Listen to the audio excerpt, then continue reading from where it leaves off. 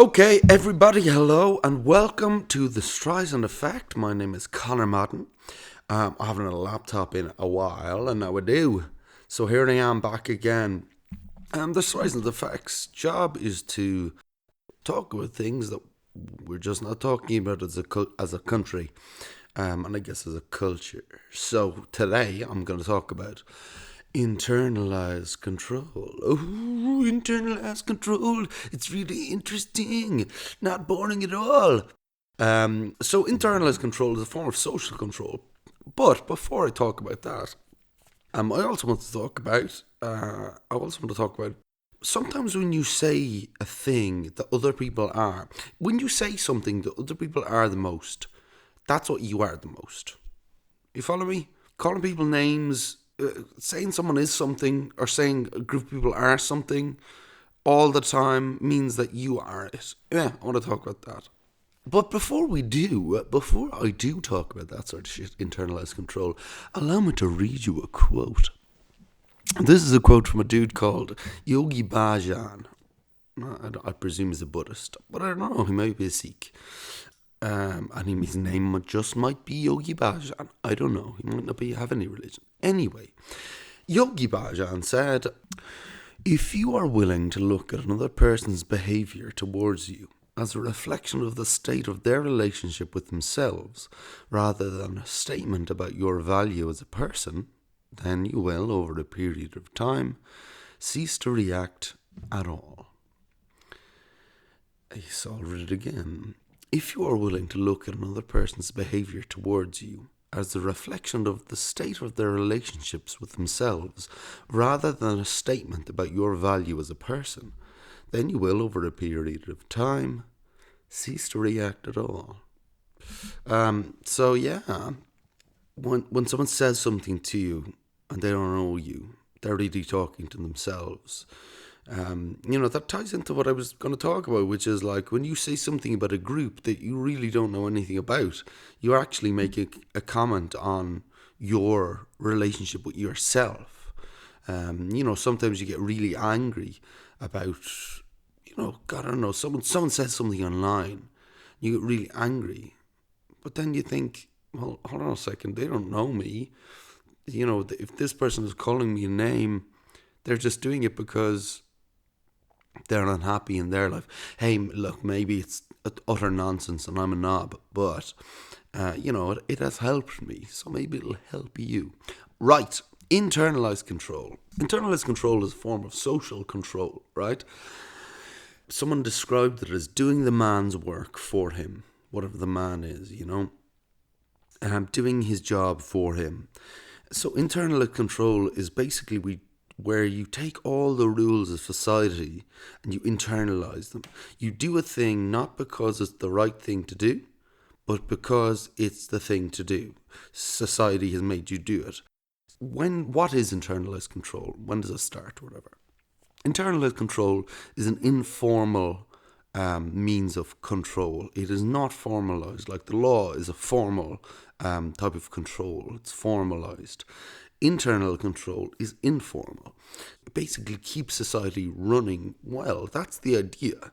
It's a term, I think it was developed by sociologists in the 1920s, 1920s. It basically helps. It's designed to help society, or the idea is that it helps society run well. It makes total sense. Now, who does society run for? Who does it run well for? Does it run well for you and me? Or does it run well for the establishment or the status quo, the people in charge, however you want to put it? I would argue that internalized control, standing behind a line, not because it's safer to stand behind the line, but because you should stand behind the line, is a form of internalized control. Doing something not for the benefit of yourself or society, but doing it because you think it should be done, is a form of internalized control. Yeah, you think based on your history, 30-year history of living in a particular type of society. So basically, we are born with all of this behavior possible. We can behave in any loads of different ways, and slowly over time, and sometimes very quickly, this behaviour gets narrowed down into acceptable behaviours. Acceptable by who? I don't know. So you're born, okay? That's pretty much, you can do what you want for a few years, run around poking things, whatever. If you're from a religious family in Ireland, you're baptized, indoctrinated in the Catholic faith. And that's interesting because the Catholic Church also controls 95% of schools in this country, primary schools. So you having to be baptized to get in there, that's the first kind of social control. If you go to the first kind of internalized control, if you go to a mass that has segregated aisles, men and women, which some churches do, you learn that straight away. Men sit here, women sit here. And that isn't even spoken. That's just shown to you. That's not a rule. That's just the way it is, right? And all of these people have internalized the control in the church, and now they're passing it on to you. And then you go into school. Like I said, you're taught in school a very specific thing. I mean, people say that you're taught to become an obedient worker. Yeah, that's what you're taught to become. I would argue you're not even taught that. If you were taught to become an obedient worker, that'd be something. You're taught to respect authority. You're taught that authority is always correct. You're taught that the information that comes from authority is always correct. That all correct information comes from authority. That's what you really learn. You learn it very, very quickly in school. At least I did. And then there's all the ways that you have to behave as a teenager going through school that are unspoken about, that are, just the way you must behave. Some people do and some people don't. And then there is the workplace and social life in general. And you must behave a certain way because otherwise people will think you're crazy and that. Okay, so that's internalization, and we all do it. And it's kind of scary when, as I'm a 30-year-old man, and when I see it in myself, it's kind of scary.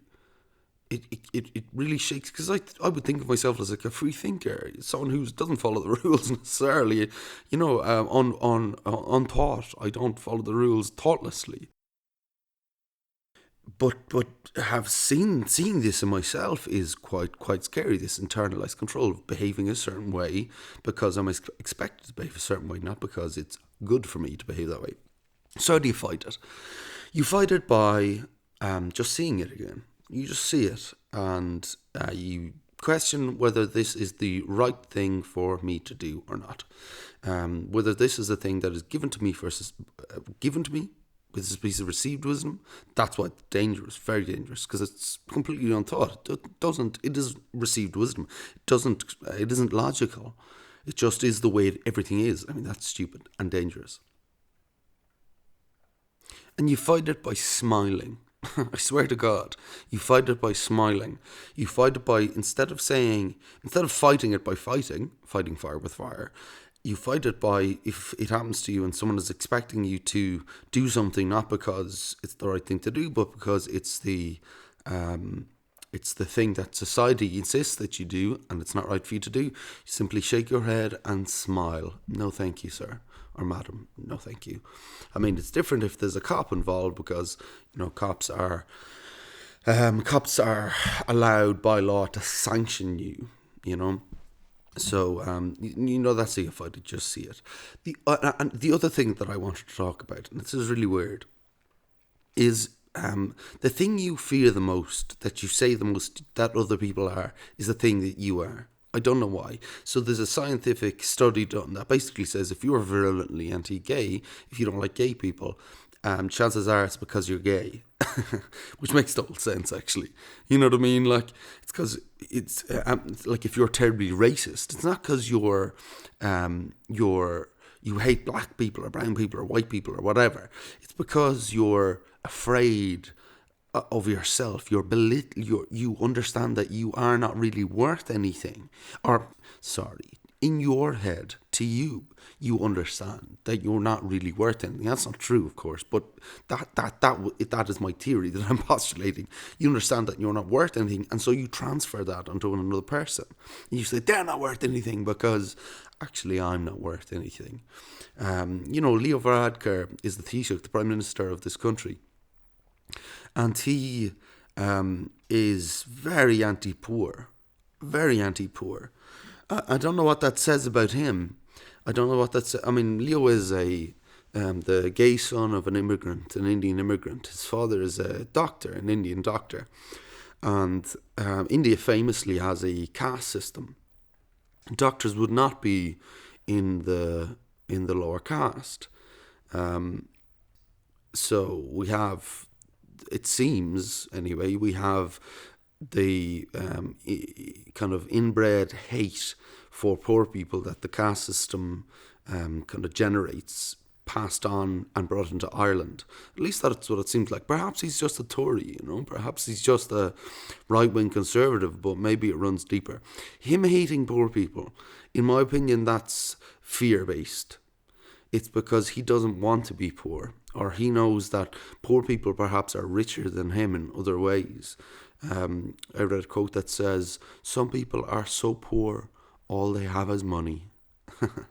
So look, I'm going to leave it there. Thank you very much. I'm super happy to have a laptop back and be able to do this.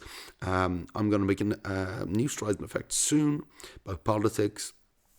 And about the new political way that we must, or we could develop. But in the meantime, enjoy yourself, have a nice day. My name is Conor Madden. This was the Striesand Effect. I will talk to you soon.